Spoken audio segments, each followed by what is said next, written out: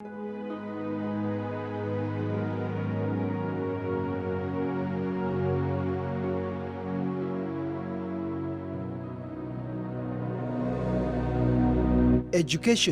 is said to be a key to every development.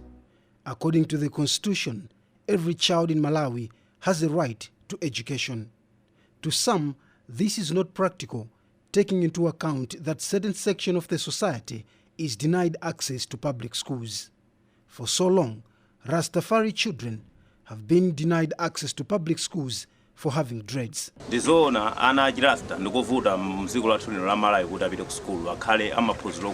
It is difficult for children of Rasta to have education, and that is why they are always left behind, because they are denied access to public schools because of dreads. But the government signed an agreement that every child of a Rasta be allowed in public schools. For example, Muslims go in their hijabs. The same should have been with the Rasta. Long hair should not be a barrier for one to access education. Yes, we have freedom, but for so long, Rasta has been oppressed. Our children are denied the right to education, and we are forced to take them to private schools, which are very expensive.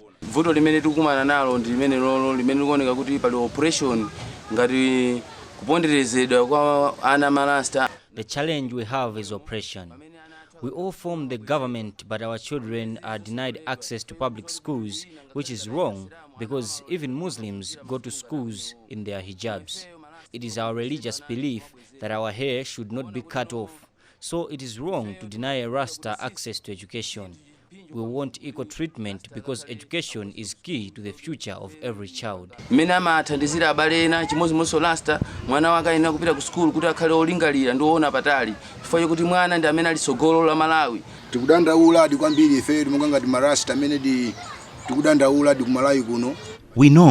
there is freedom of worship and we have commitments that have to be fulfilled. So we are concerned that our children are denied access to public schools. We are asking the Ministry of Education to consider us on this issue because for a long time, Rasta has been oppressed.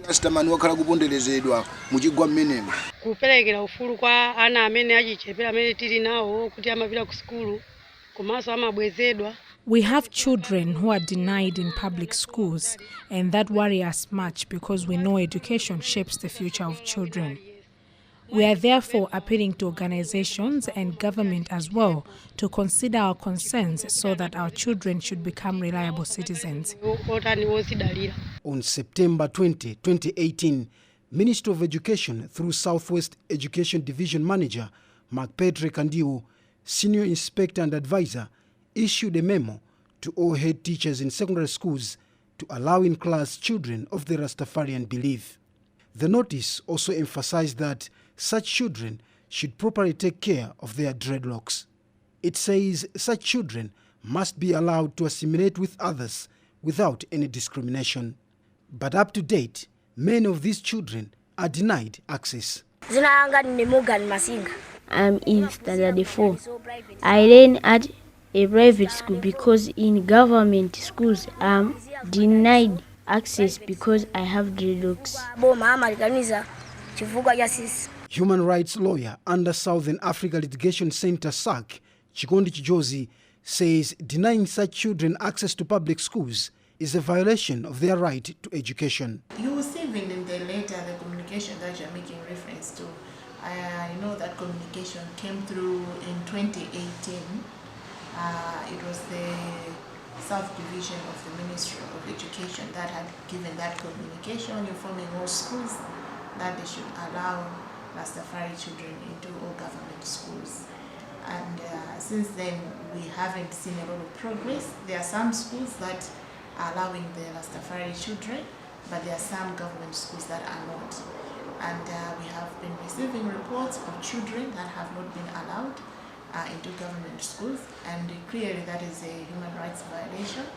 You recall last year there was a court injunction that compelled all government schools to allow Rastafari children into the schools, but we're still having challenges with some schools still refusing to comply, some children being denied admission into government schools. So to answer your question, yes, it is a human rights violation. Meanwhile, Chairperson for Human Rights Consultative Committee HRCC, Robert Mkwezalamba, concurs with Chijozi on the issue. It's unfortunate that the authorities would want to still continue denying the rights of children of Rastafarian community, their right to education.